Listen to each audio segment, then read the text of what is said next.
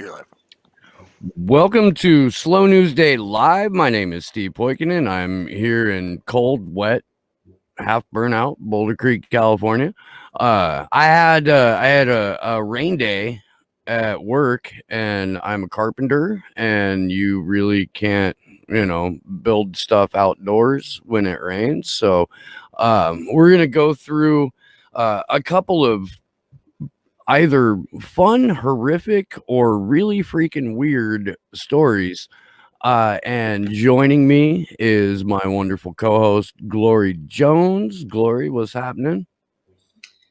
Not much, just dumb shit as always. Glory, you got to spend some time with Nico House yesterday. That was a fantastic interview. Oh, that's right. You fucking crushed it.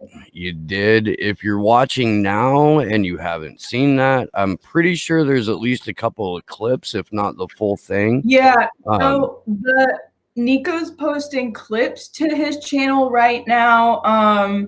We talked about the recent news with the Moderna vaccine.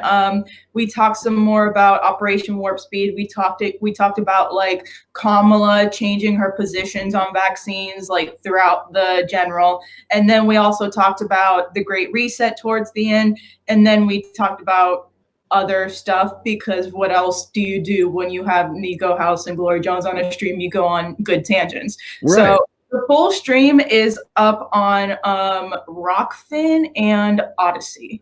So you want to watch the whole thing, then get off YouTube. And we are live on Rockfin right now. And if you have not made your free Rockfin account, you need to go do that, because that's where all of your favorite people on YouTube are going to be as soon as YouTube decides they've had enough of us. You can have access to all of the premium content in the free thinking media category by endorsing Slow News Day for $10 a month. So it's like Patreon-esque in that you pay a flat fee per month, but unlike Patreon, you get to watch everybody's content, which means not only do you get this show, but you get Jason Burmis and Unlimited Hangout, Whitney Webb's podcast. A ton of great people over there. Richie Medhurst is over there. Jimmy Dore is on the platform now. So I really do recommend it, because YouTube ain't the future. It's just not. I was on Jason Burmis's show this morning. It was a lot of fun. That guy, hands down, does the best morning show on the interwebs. He's doing it 5 days a week. And I'd be on there more often if I wasn't like, he starts right when I go to work, right when I need to be at my job site. So it's kind of a blessing in disguise that I got rained out of work today. Got to hang out with him. The very last thing that I said on that show this morning was something to the effect of, I appreciate a fat ass. Not even going to give you any context whatsoever with that. You're just going to have to watch that. I have big news. Sunday is November 22nd, which is the anniversary of the assassination of JFK.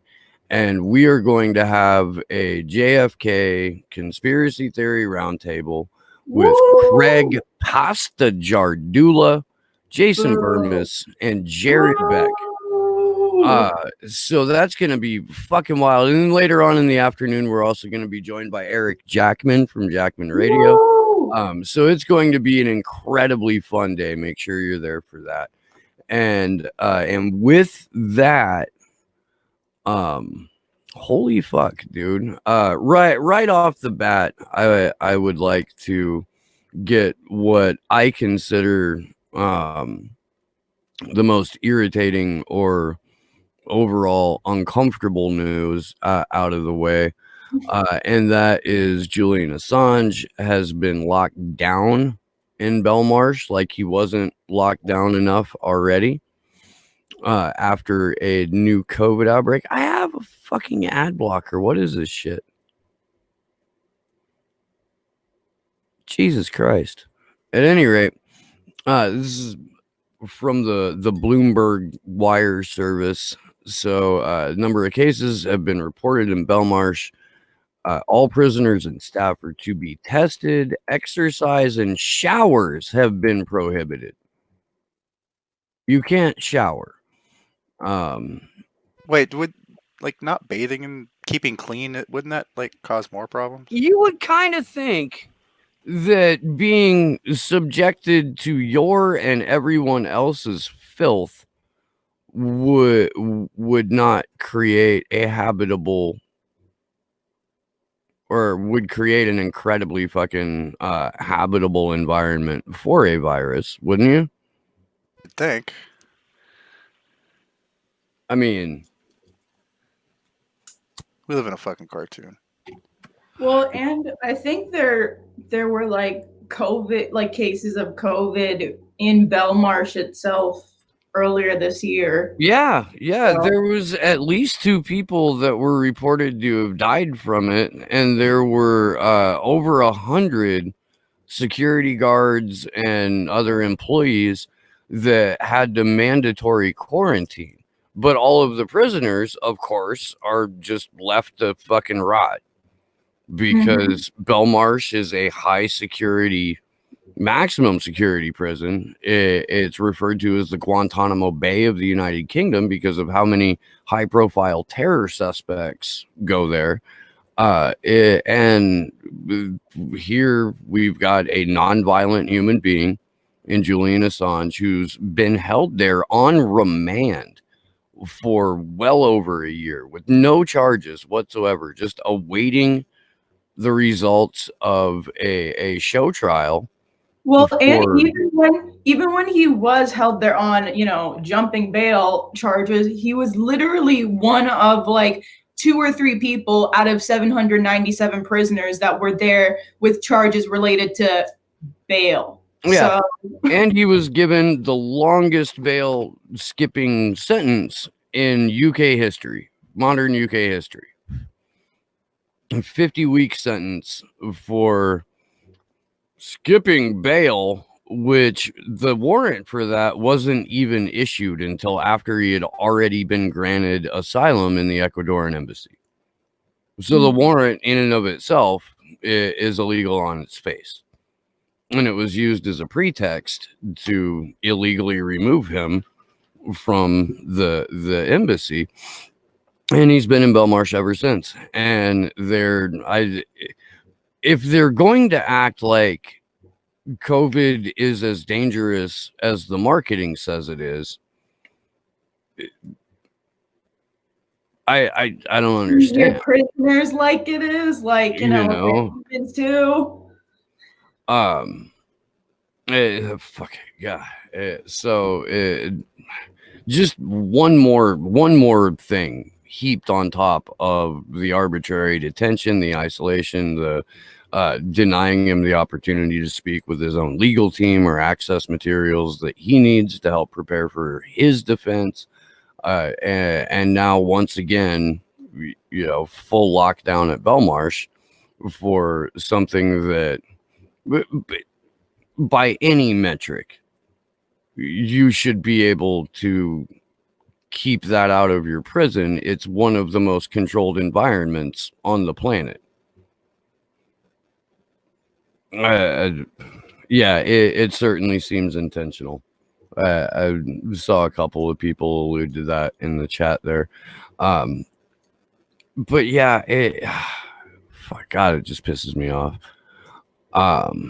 In weirder and possibly slightly more frightening news, this is coming out of Activist Post, which I recommend you guys follow at least on Twitter, if not check out frequently. Israeli company wants to play music inside your head with directed sound technology without headphones.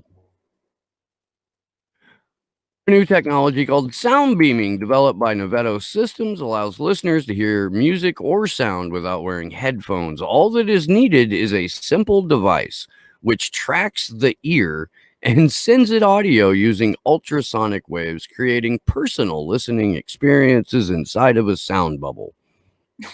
No thanks. What the fuck? Hard pass.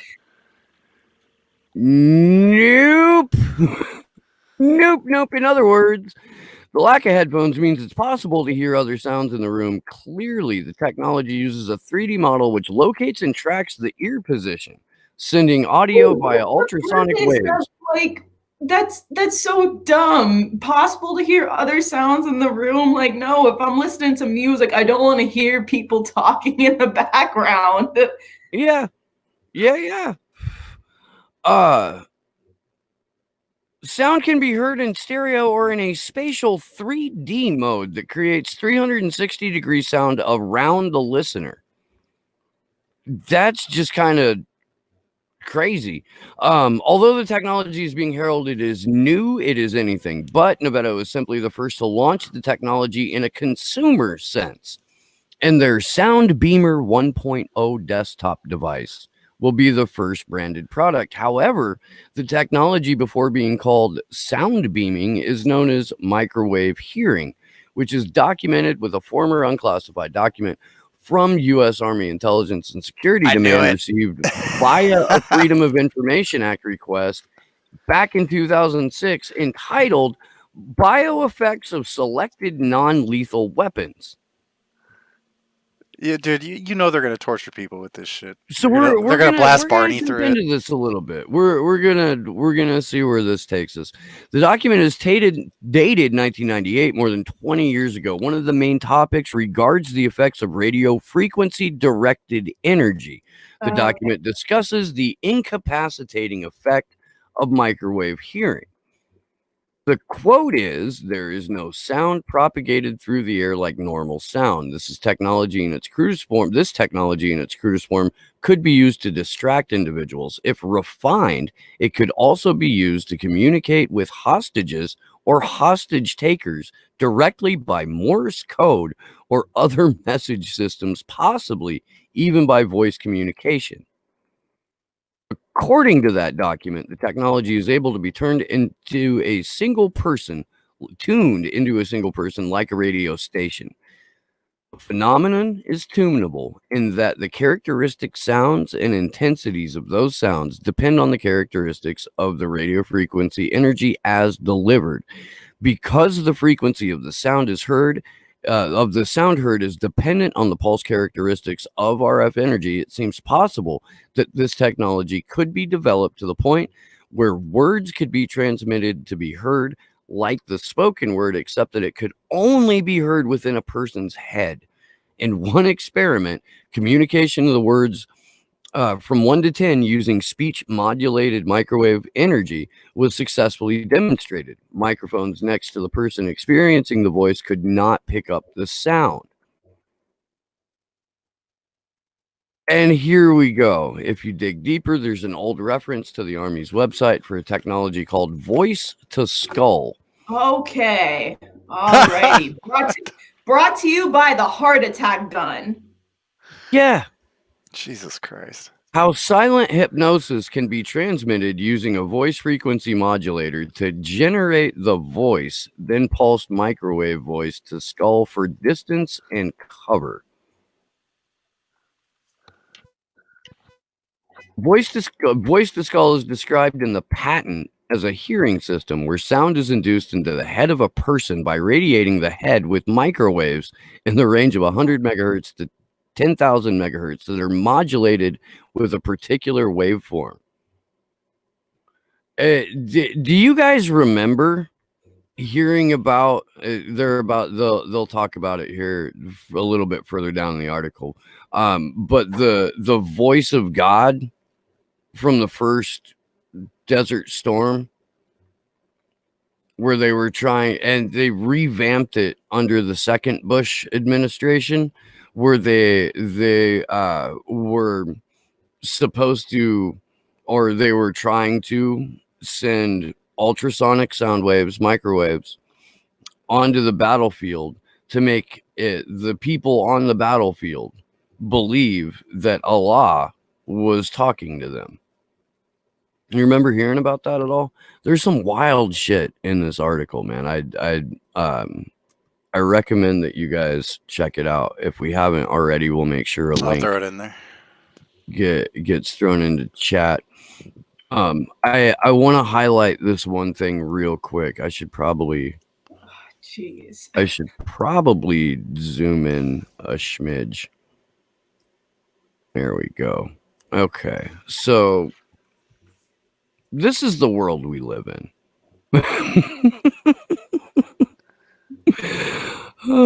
Dumbest timeline. A news briefing detailed how American troops would take over the Iraqis' FM stations and broadcast a silent signal underneath the audible programming. The clandestine station programming consisted of patriotic and religious music and intentionally vague, confusing, and contradictory military orders and information to the Iraqi soldiers in the Kuwaiti Theater of Command. The size and power of enemy forces was always intentionally exaggerated. Surrender was encouraged. According to statements made by captured and deserting Iraqi soldiers, however, the most devastating and demoralizing programming was the first known military use of the new high-tech type of subliminal messages referred to as ultra-high frequency silent sounds or silent subliminals. This is out of Newsweek. You can internet archive this and read the full article. They were talking about it openly during the first Gulf War. Although completely silent to the human ear, the negative voice messages placed on the tapes alongside the audible programming by PSYOPs psychologists were clearly perceived by the subconscious minds of the Iraqi soldiers, and the silent messages completely demoralized and instilled a perpetual feeling of fear and hopelessness in their minds. Glory. That look is priceless, Glory. What the fuck? What? What do you want me to say to that? Like, oh, way to find new and innovative ways to win on the battlefield, guys. Doing a great job. Like, no. Like, it's got to take some of the most sociopathic douche fucks to come up with this shit. Like, oh my God. And see, it doesn't help either that this is coming off the news of Israel bombing Damascus for like the 57,000th time this year, because, you know, any acts of war and aggression just go completely unnoticed as long as the bastion of the Jewish state does it. So I actually reached out to Beely this morning because I had saw that Damascus was getting hit. I wanted to make sure she's okay, and I haven't heard back from her yet. So hopefully she's fine. I don't see why she wouldn't be. But yeah, and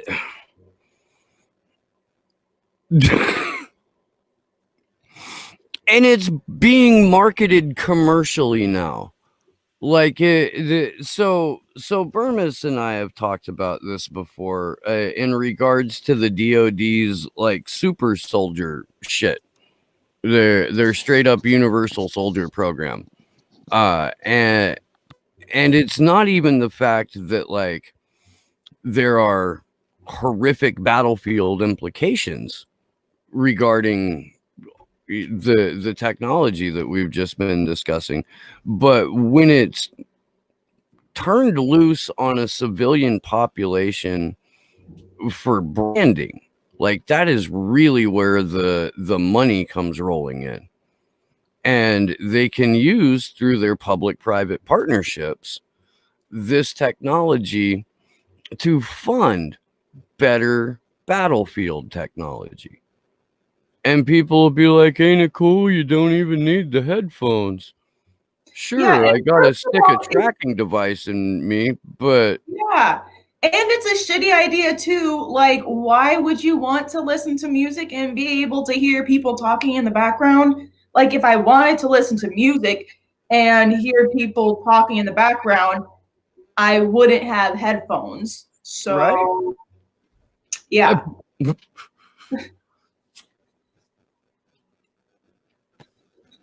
Wow.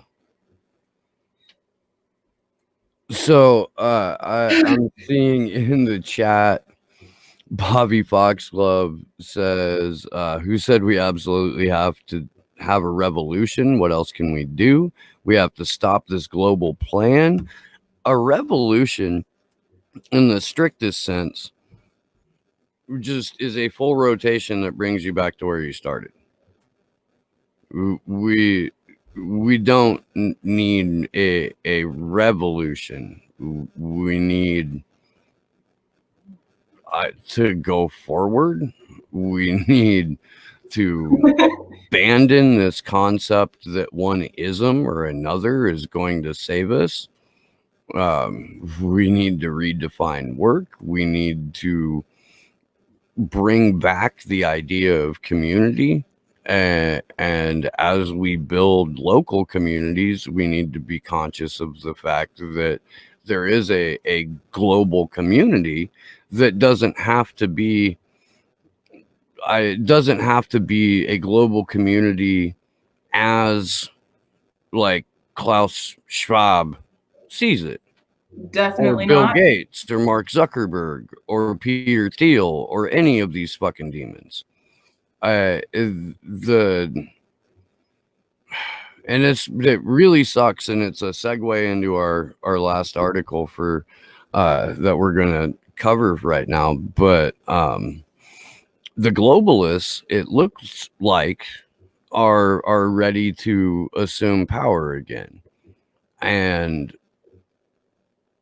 one of the things that means is the rebirth of the Trans-Pacific Partnership and the other sovereignty killing trade agreements that Barack Obama and Hillary Clinton were so keen to foster on us. And again, I'm no fan of Donald Trump's. None whatsoever. He's a fucking caretaker for the deep state. He's torturing Julian Assange right now.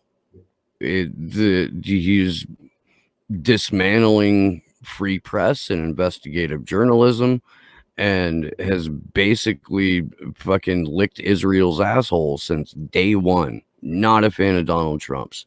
He's so far up Israel's ass that I think he found Dan Crenshaw. So yeah. He definitely found Sheldon Adelson. But he did stop the TPP for 4 years. And I saw yesterday from where was that? AboveTopSecret.com that there was a discussion going on that the Peterson Institute for International Economics, very influential think tank in terms of neoliberal economic warfare, I guess would probably be the best way to put it, had issued a memo to imaginary President-elect Joe Biden, because we don't know that yet, because we still don't have election results. So it issued it. That's why you're interim president, Steve. You what? That's why you're interim president, Steve.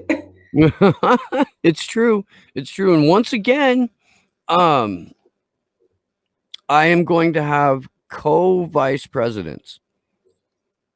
So my co-vice presidents is all on the advice of the audience in our last moderator chat. So under the advice of the audience, my co-vice presidents will be Kendra Christian and John McAfee's pirate yacht.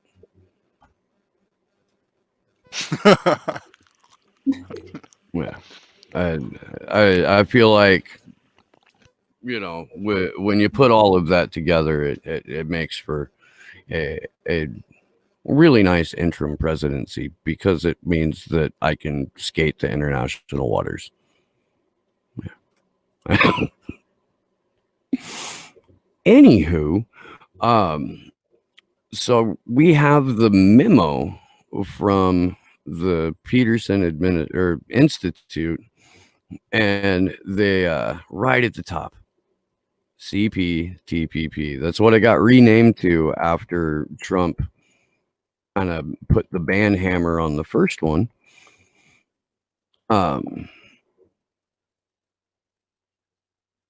Part of a special PIIE series, Rebuilding the Global Economy. We'll probably take a deeper look into this on Thursday because honestly, guys, this is some serious shit. And if you're not horrified at the idea of the TPP being brought back, rebranded, marketed a little bit differently, you damn well should be. It's only been 4 or 5 years, and in that time, I'll pull this back up in a moment.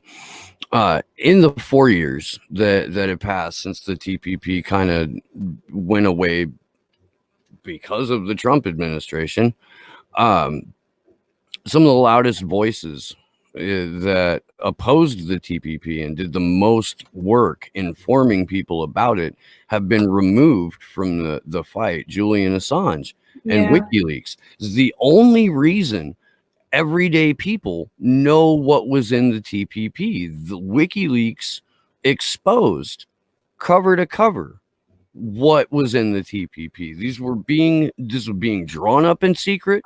The negotiations were being held in secret. The public had no knowledge of what was about to happen to them. And because of WikiLeaks, we now know. And Julian Assange now on full fucking COVID lockdown in Belmarsh. Kevin Zeese, Popular Resistance. They made their bones in activism, really, or at least in the last decade, by their opposition to the Trans-Pacific Partnership. They went deep in the paint to oppose this, and they rallied all kinds of activism groups that otherwise normally wouldn't be interested, because what the hell does, Code Pink have to do with the TPP? Turns out a lot, because you're giving up. Yeah.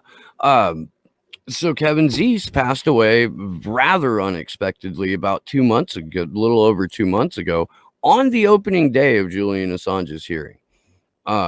Entirely unexpected.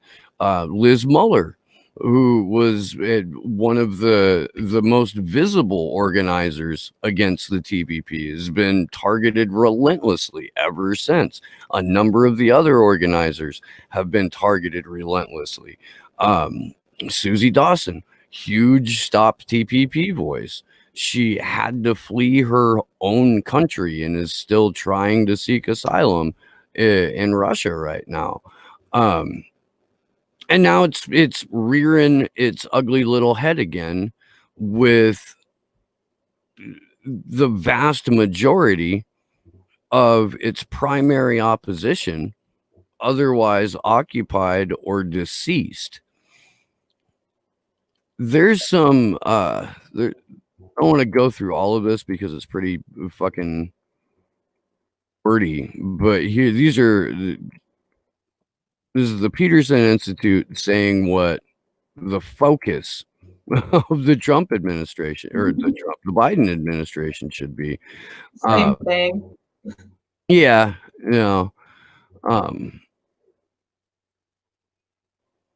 the United States should be inside this high-quality agreement, the Comprehensive and Progressive Agreement for Trans-Pacific Partnership. Wow, they added progressive to it, Steve. Stop the fucking video. Oh my God, we are okay now. Wow, the task force really did it now. I am, wow, so proud, so proud. We can just stop everything right now. Right. Not only did we cure racism by electing a segregationist and a cop who locked up a disproportionate number of Black and brown people, but we've won the trade wars because the word progressive showed up in the TPP. The undersecretary should champion an end to tariffs implemented since 2017. These have depressed U.S. manufacturing job growth and placed U.S. farms at the mercy of government payouts to compensate for lost sales overseas. You see how they try and brand this shit? Ample evidence from the last 3 years demonstrates that protection preserves a few jobs in favored sectors, but kills far more by raising the cost of production for downstream users. Tariffs imposed unilaterally and outside internationally accepted norms, which means the rules as dictated by the predator class, lead to retaliation by other countries, loss of export markets, and more job loss. The appropriate action is simple: remove tariffs that serve no further purpose for China. The Undersecretary should clarify the objectives of U.S. policy, measure Chinese progress to date on projections for intellectual property, and assess the prospect for Chinese market opening in exchange for tariff reductions. So we are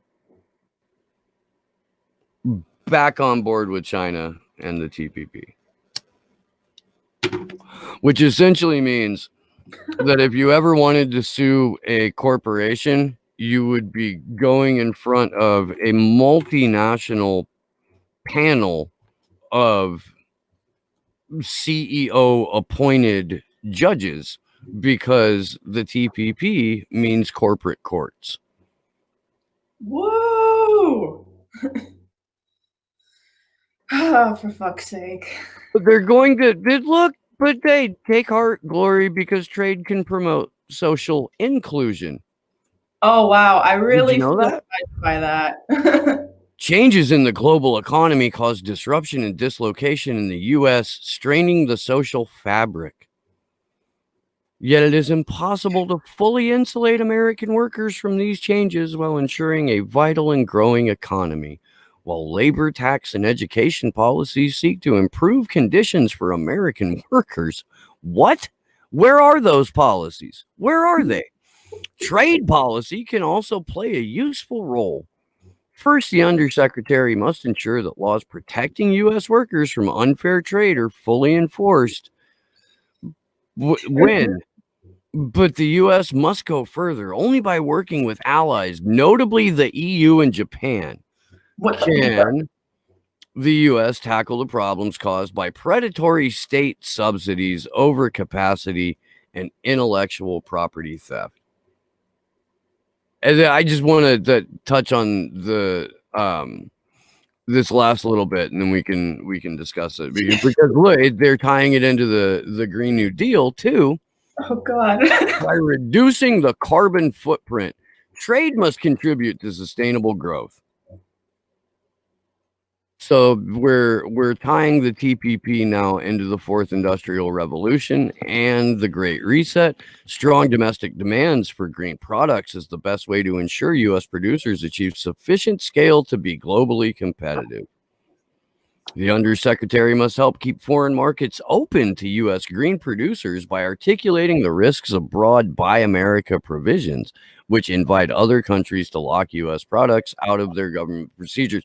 Where are these products coming from? We don't have a green manufacturing sector. So here's their to-do list.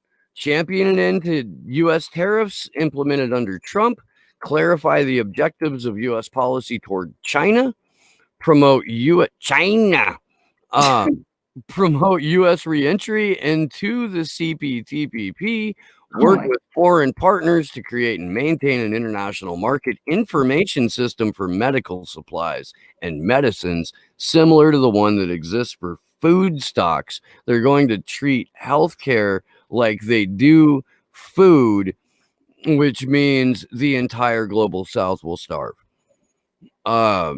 Promote a plurilateral agreement with trusted trade partners that ensures mutual aid and maintenance of open borders in times of public health crisis, not for people, but for goods and services.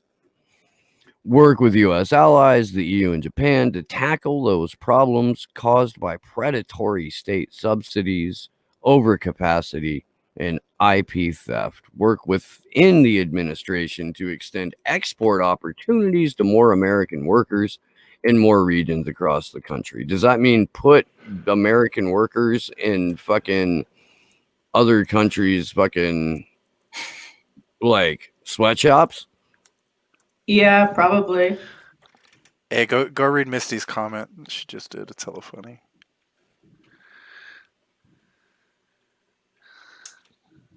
Oh, excuse me, Misty. There's one on the way. Don't worry. So I mean, are you guys starting to get a sense of what the Biden-Harris administration is going to look like? They're not even legally in office yet. The election hasn't been called. States haven't reported the number. Electors haven't been chosen. The Electoral College hasn't met. But Biden-Harris has a fucking full-on transition team with a fucking powerful and influential neoliberal think tank, all but commanding them to go back to the TPP or the CPTPP, because you can't forget that first P, which means progressive. Progressive, yes. Because nothing really makes me feel better as a Black woman and as of the Jamaican diaspora to see that they're promoting progressiveness and inclusion in, this neoliberalism, which is apparently better than fascism. Hey, if you think neoliberalism is better than fascism, why don't you just give a middle finger to every Black and brown person? Because it gets the message across quicker. Like, are you fucking kidding me? Promoting inclusion? Really? We're just going to sit here and act like there's a documented history of MNCs exploiting both environmentally and economically countries in the global south, across Africa, across the Caribbean. And we're just going to pretend that this is going to solve that soft imperialism. Like, are you kidding me? And then you're going to set up a tribunal so we can't even sue these corporations? It's more colonialism under the guise of the progressiveness and inclusion. And yes, everything's going to be so much better because we have an allegedly half Jamaican woman in the White House now. Thanks for that, you fucks. I am going to get detained by Tyrone Okinawa instead of like Brian Mueller. Thanks for that. Oh my God. More intersectional fascism. More. Doesn't it make you feel good though, to know that your fate will not necessarily be decided by old white men, but by old Chinese men or old Indian men, or perhaps a Dutch lady? I mean, that should warm your heart. Makes me feel so nice, Steve. Like, I get to get tear gassed by a Latino woman instead of a white man. Like, I can't believe it. Progress. I'm so proud of us. Progress. I swear to God. Unity. Oh. This makes me so mad. It really does. Because this is it feels like, and the evidence sort of bears it, that the whole Trump presidency was the catalyst for stomping down on the gas pedal and accelerating every single fucking worst possible agenda that unelected sociopaths have come up with in the last 30 years. Like, okay, we can put in this grotesque bully and he will guaranteed make the country so divided that neighbors aren't going to talk to neighbors anymore because of who they voted for in 2016.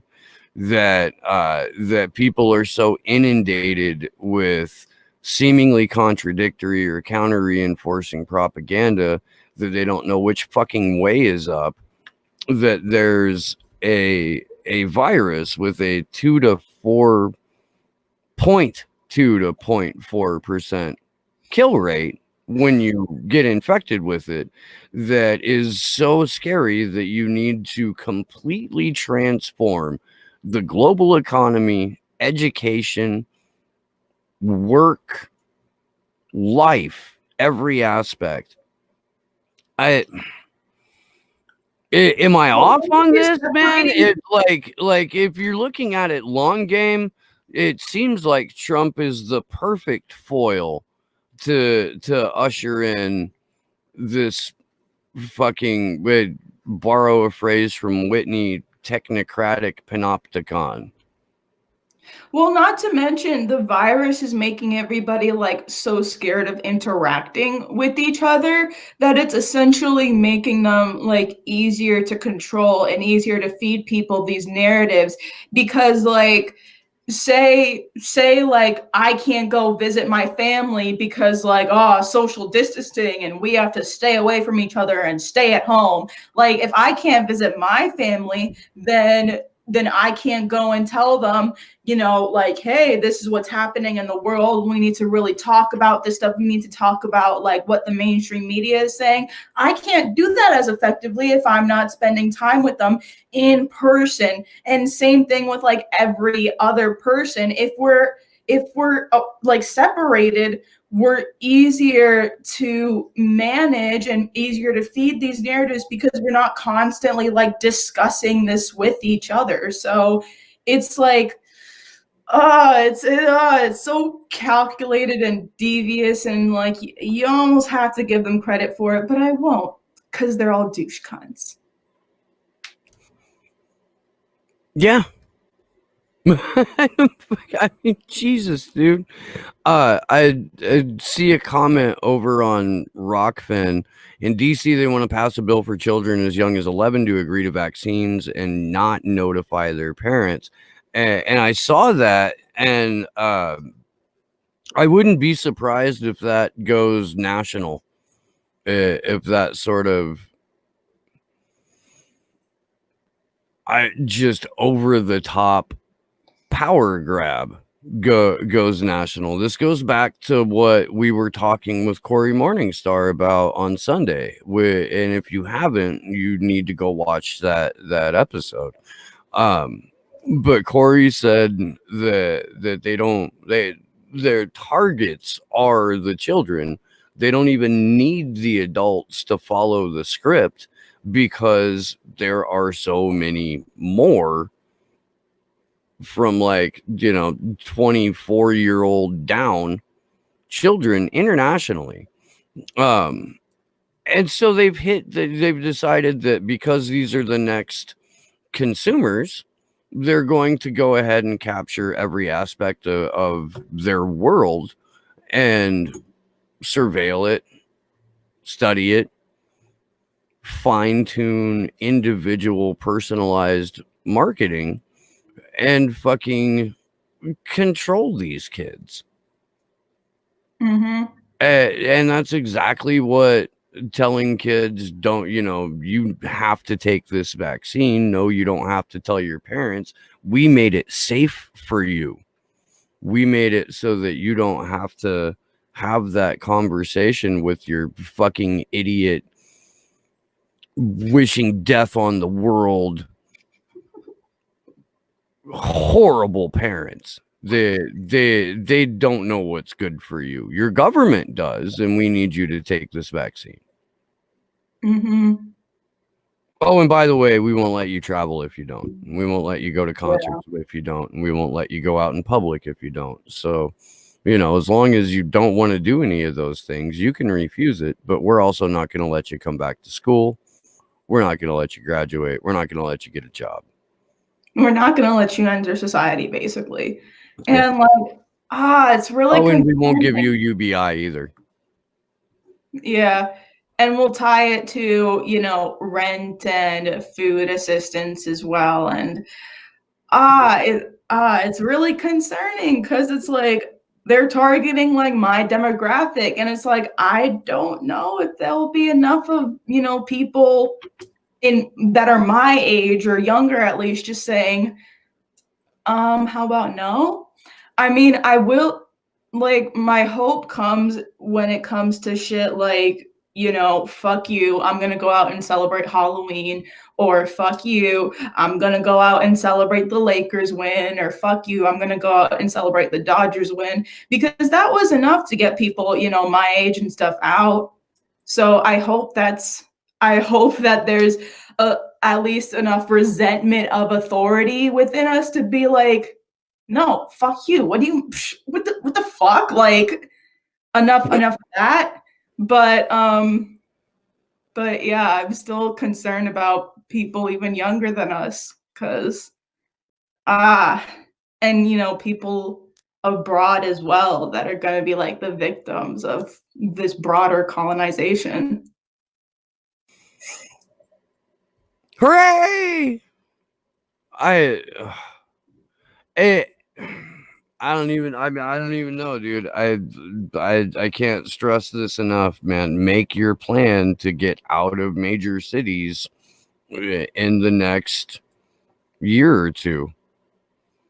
Your the push for smart cities, the push for like AI driven education, the fact that they're going to roll out a Pfizer or Moderna vaccine that we just have to take their word for that it's effective. Can we see the trial studies? No, it's proprietary. No. We can't see them. So we're just going to trust Moderna with their fantastic record, or Pfizer? No, Steve, we're not going to trust them. We're going to trust altruistic figures like Monsef Slaoui. His NPR interview the other day like really sold me. He said it was transparent, and he just made such an earnest plea to us to take the vaccine when it's ready in December, not knowing any of the long-term effects, and for fuck's sake. I can't. If you just take this jab and then let us monitor you every second of every day for the next 12 to 24 months, we'll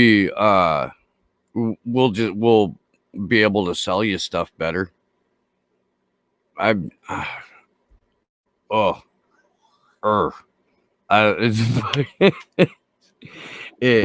sucks because like as cool as it sounds to just be like recluse from society and all, like I like to be where shit's happening. I like to be where the place is like busting with energy and stuff. And like that, I'm assuming that's something that might come with younger age as well. And like they're gonna force us to not be able to do that unless if we get jabbed with a fucking Pfizer vaccine that we don't know anything about except that it's supposed to be 90% effective. But yeah, sure. I was glad to see that Ticketmaster backed off of their you have to take a vaccine to get our tickets to go to a concert. The pushback they got from that was incredible. And it underscores that people don't fucking want this thing. Like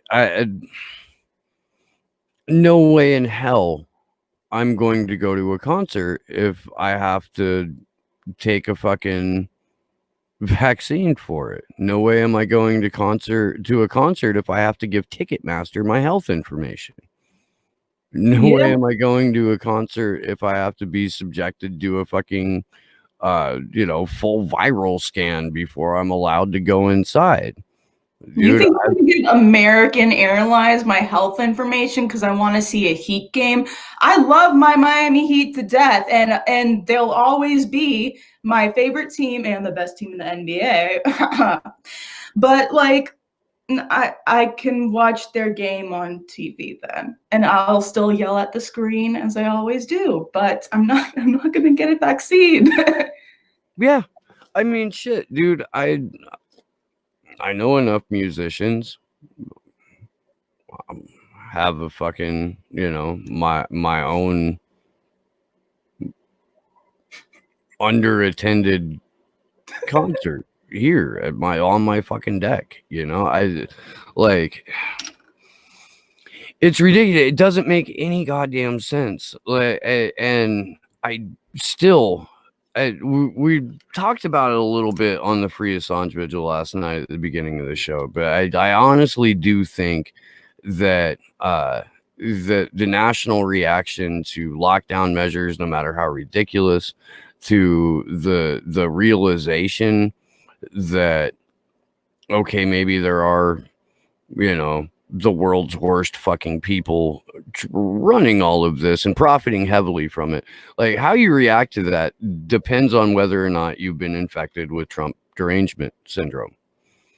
And if you have, then your automatic response to anything that isn't your official narrative about COVID-1984 is to label that person a Trump supporter and put them in the mock, ignore, or fucking demonize category. Yeah, like when the Great Reset was trending, because like Justin Trudeau literally told us in like the simplest way possible that global elites are using this pandemic as a chance to restructure the whole world for us lowly commoners. Like, because it was trending because of that, and all the liberals on Twitter were like, oh, it's such a conspiracy theorist to suggest that this is for like a new world order. Like, guys, you're so dumb. They're saying take a vaccine. They're saying it out in the open at this point. It's not even a theory anymore. Yeah, Klaus Schwab has like 50 books out on it for a while now. Yeah. It's a Klaus Schwab and the World Economic Forum. It goes back to like earlier mid 90s or something like that, maybe late 90s. I'm not 100% sure.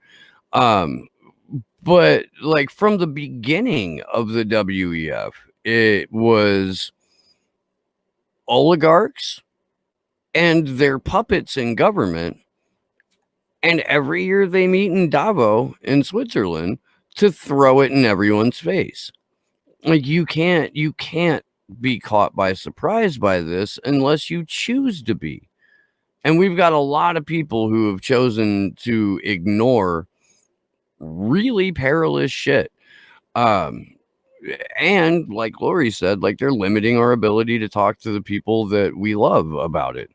They're making sure that you can't go gather with your family or your friends on holidays. And in the meantime, we're all supposed to be in a fucking state of lockdown, like unable to really communicate person to person, which is by far the most effective way of doing this. Yeah, to call it a conspiracy at this point is a conscious choice. To call it a conspiracy at this point is not only a conscious choice to just neglect it, but also just like a conscious choice to admit that like you're too scared to think to yourself, and you're scared enough of this to the point where you'll put your life in the hands of a sociopathic oligarch that you've chosen not to know more about, because you knew that if you did know more about them, then you wouldn't like what you found. Because if everybody knew the stuff that Klaus Schwab has put out publicly, by the way, it's like, look up Great Reset Klaus Schwab PDF on Google. That's all you need to do to figure out that he's a fucking eugenicist. And immediately, that's the guy helping run shit. So what's crazy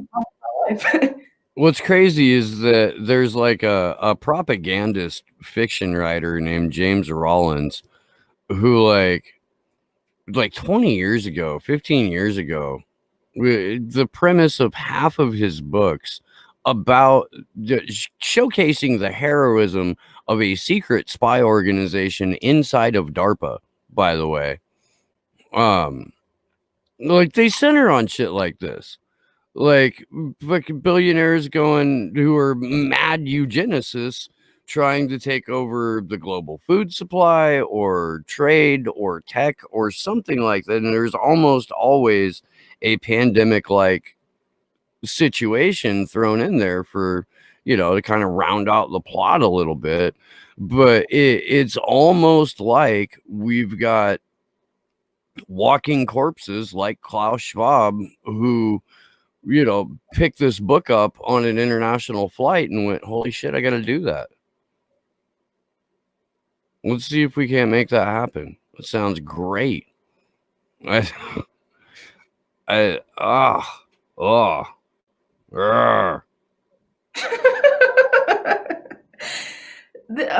These people are disgusting. I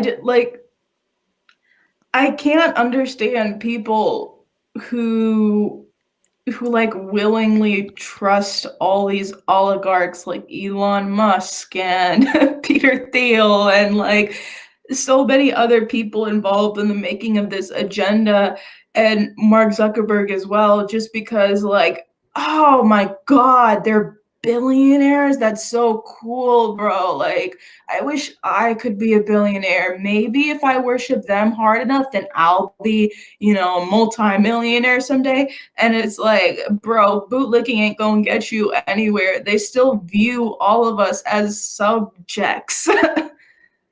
yeah, potential experiments. But no, and we've talked about this a little bit before, but there's virtually no criticism of these guys in independent media, which is incredibly troubling. It is like it's like content creators watched Elon Musk shoot a dead hooker into space in that trunk of that car, and we're like, this is the coolest thing I've ever seen. I know. I'm gonna go stand this guy. Can you imagine Kyle Kulinski doing a show about Klaus Schwab or the Great Reset? What? Can you imagine Kulinski doing a show about this? Or TYT? Or even Jimmy Dore for that matter? No. Like, the journalists that he has on there aren't covering this. They're all off, you know, covering important shit for the most part, but definitely not this. And this is one of those things that's just hanging over our head, that the selection of Biden Harris makes it that much more inevitable. You know, it seems like the nationalists got a couple of years at the helm, and now it's the globalists' turn again. And you couldn't have a more, like, yeah, if you want to call it New World Ordery or whatever, like, you couldn't have a more fucking globalist friendly administration than the one that may be able to fraudulently become inaugurated next January.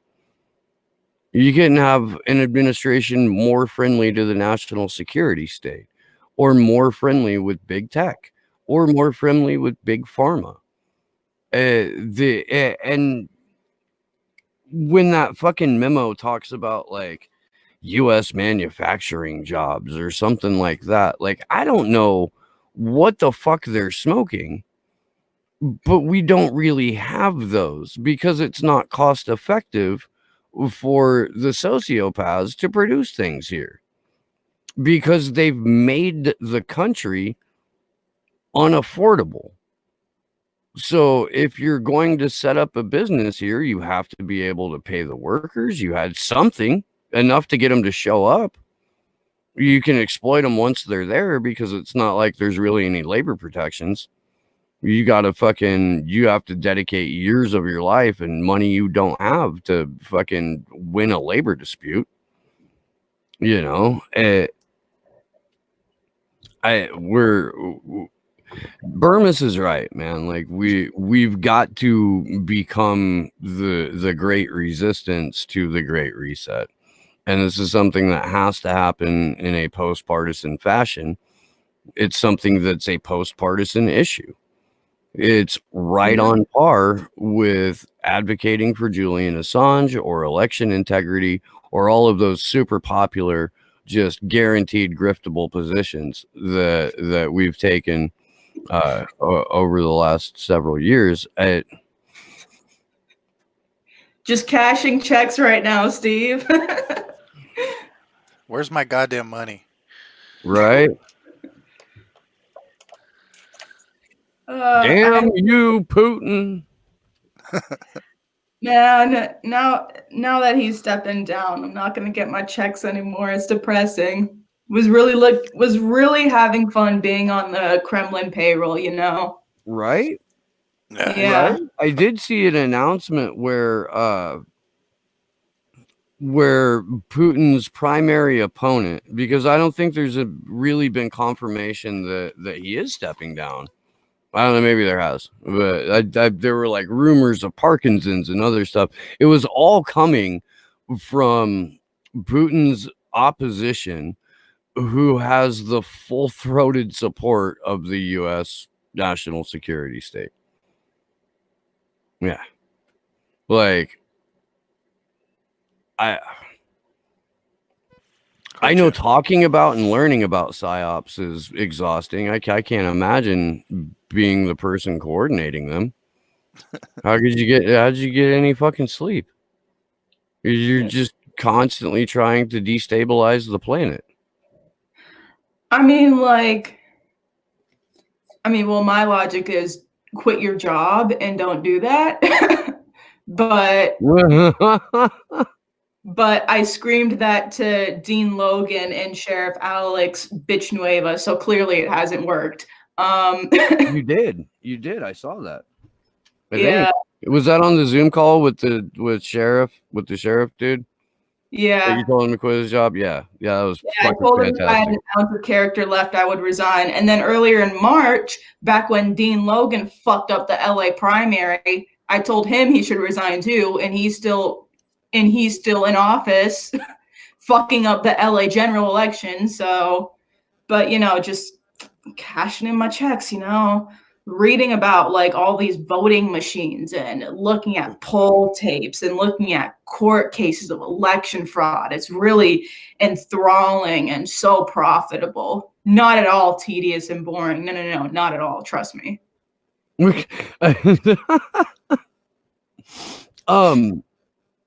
That's basically all we have to cover right now. If anyone's got any questions, go ahead and throw them at us. Otherwise, we'll probably wrap up. I know Glory's got some shit to do. I saw something. Kimberly S. I think Mrs. Lou said, "I want to see Steve." Huh? Mrs. Lou said, "I want to see Steve and Glory talk to Ryan Dawson so bad." Oh yeah. Yeah. Ryan Dawson has done like decent research, but man, is that guy a little fucking douche. Like he's got the personality of fucking angry cardboard. And I don't know, man. I'm not into his work. I'm not into his show. Like I said, man, he's done good research, but God, dude, is he a whiny little bitch about it.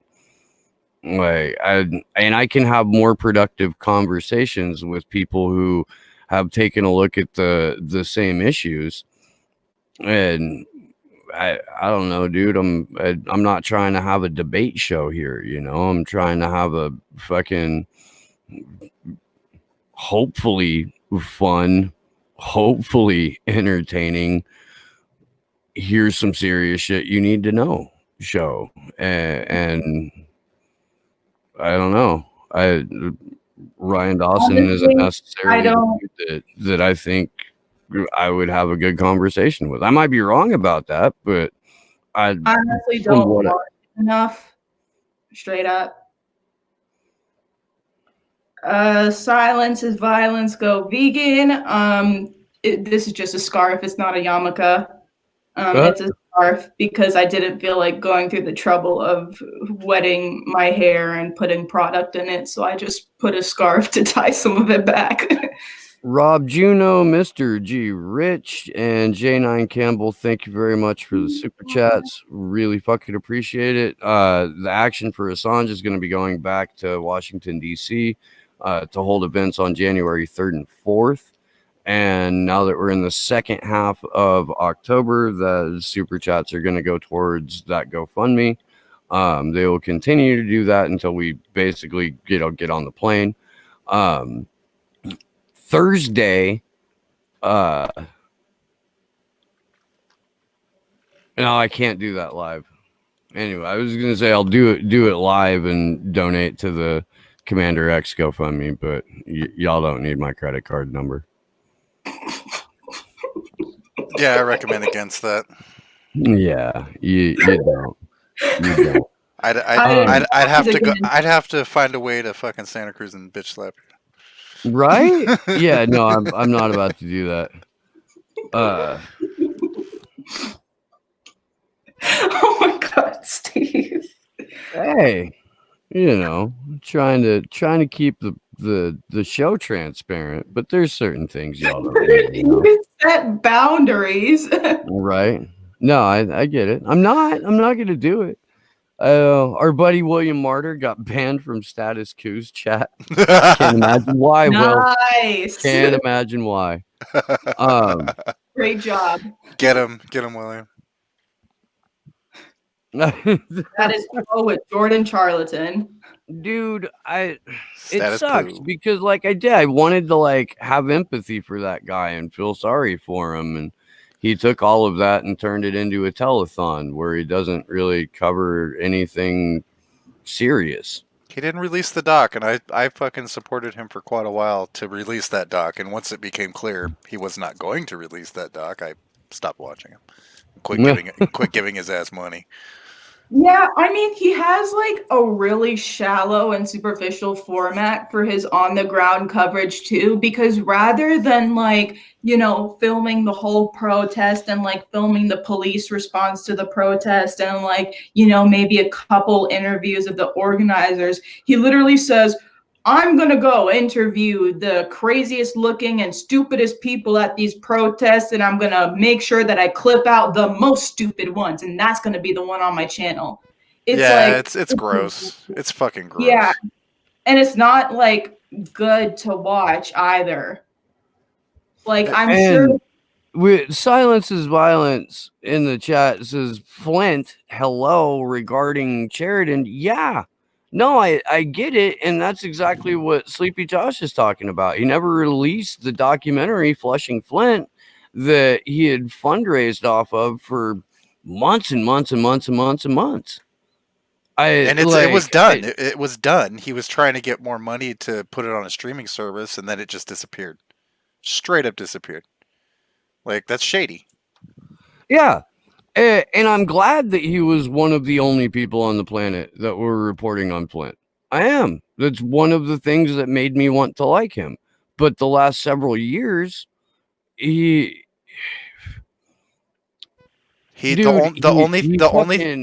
only thing he's covered a little bit is the Flint stuff in the beginning when he started, and then he did do some good coverage on the that fucking Appalachian pipeline. Whatever the fuck it was called. He did, with the tree sitters and stuff, he did good coverage there. But after that, it just turned into the horse race. And mocking Trump supporters. That's it.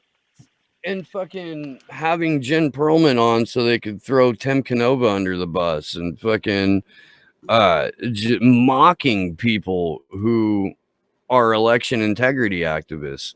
Straight up mocking them. Yeah. Picking fights with and going after people that are we would like to have free and fair elections and some transparency within the system. Well, you're a fucking tinfoil hat wearing Trumper, aren't you? He's patronizing about it too, because he was like, man, I thought you were better than this. I really hope you don't take the path of Nico House. He's a grifter, and he's basically I don't want him controlling your ideas. And it's dude, how patronizing can you be about this? Yeah, it's not that there haven't been moments where Jordan has done decent work. It's just those are few and far between, and you don't even get the reporting without fucking a relentless telethon. It's not. I don't know, dude. There's Jordan is he'll do like decent reporting on something that'll make me like gain some more respect for him, and then he'll find a way to immediately lose it. yeah, yeah, yeah. I I don't know, dude. I just they're fucking way less irritating, way less frustrating, way more competent, way more informative people that are doing essentially what Jordan is doing, you know. And if I want horse race coverage, I'm not watching a telethon for it. I'm just not. It's Yeah, it's. I mean, I mean, it's his stuff now is not any different than the millions of other fucking indie people that are covering the same shit. That's my problem with it. and it's so fucking lazy. So goddamn lazy. MSM bad. Me good. Give me money. Establishment Democrat bad. This other Democrat good. Here, let me say the same shit that people have been saying for 60 years, but pretend it's an epiphany. Will you throw fucking cash at me now? Like, it's fucking lazy. It is, and they all do the same thing. They all follow the same exact format too, and it's like their shows are literally the same. Like if an MSNBC article trashing Bernie Sanders comes out, I can be like, oh, well, that's going to be on Kyle Kalinske, Sam Cedar, Mike Figueroa, Jordan Charlatan, like what, like all 10 of them. All of them. Yeah. All of them. Like it's the TYT format. And Sarah Wagner, when is Jared Beck coming back on? Sunday. Please hang out with us on Sunday for the JFK Murder Day Conspiracy Roundtable with Craig Pasta, Jardula, Jason Burmis, and Jared Beck. And then later that afternoon, we're going to do our Sunday afternoon Rockfin thing with Eric Jackman. That's going to be a whole fuck ton of fun. It is. Think. Yeah. TYT does equal the young church, Mr. Grit. Aren't I asking for money too? Not really. I don't tell people that they need to super chat. We do have a GoFundMe out for the events that we're going to hold in January. But the only time Action for Assange does a fundraiser is when we're going to do X amount of days of direct action. And then the rest of the time, we don't ask anybody for money. If people want to support this show, fuck yeah, dude. Thank you. I really, really appreciate it. I do, but I'm not going to sit here every fucking 45 seconds and remind you where the donate link is. I'm not going to tell you that only through your donations is it possible for me to do this, because it's not. We do it regardless. You know, I would love to do this full time. I would, but I'm not in a position to do that right now. You know, it fucking, and the way that the censorship algorithms work, I don't know if I could. Oh, there's no way. Yeah. You know, there's no way that this YouTube channel is going to get 50,000 subscribers or 30,000 subscribers. Every time I get close to 10, they take away fucking 7 to 9. You know, it's. Yeah. Well, and Slow News Day is notoriously bad at marketing. Like me and Steve both suck at self-promo. Nico was literally grilling me after we streamed about how we need to work on our titles and thumbnails, and told me like 5 times I need to change my Twitter handle. Like We're This not. isn't the PR channel. We're not Yeah. doing. It's not even covering the fucking server costs, really. Like, I mean, between Action for Right? Assange, we're like, we don't even fundraise for that. Like, I fucking pay all that shit out of my own pocket. It's fucking ridiculous. Yeah, dude. We're not in it We're for. We're doing not in it for the fucking money. we're including the vigils, we're doing 5 shows a week. And we're not telling you we're going to stop doing this if you don't pay us. Yeah. You know, the Jason Carney, rest in peace, fucking would always say, like, I don't want your money. I don't want your vote. I just want you to listen and fucking think about it. And I don't do this show to change anybody's mind. I do this show to ease my own mind, and it works pretty much every time. And with that, what do you got, Glory? Let me check the chat. Silence. Why don't you ask Pasta why he doesn't acknowledge his white privilege? I mean, listen, like we've had this discussion with Pasta many, many times, and like we literally make fun of him various times about this. It's like, oh, white man's here, or like, hey, Pasta, you have anyone over for White Man Wednesday? Like, we're open about that discussion with him. So that's what I'll say to that. And I'm not gonna look at the rest of the questions. Sorry, chat. Actually, I will, but I won't address them now because I have to do my scuffed outro. Thanks for joining us again. Great time. I got my rants in. Please pay attention to the stuff that's real, because the stuff happening behind the scenes is what they're going to try to screw us over with. So Yeah. if you haven't checked it out already, I'm going to remember to do my self promo now. If you haven't checked it out already, I was on Nico House's show. We talked about the Moderna vaccine, Operation Warp Speed, the Great Reset, and some other stuff. So check that out if you haven't. Yeah, check it out. She killed it. For real. You got anything to add there, Sleepy J? Nah. Good talk. Yeah, I know. Yeah, I'm doing like 500 things at once today, and I know, man. I'm programming. I'm in the zone. I know. I fucking.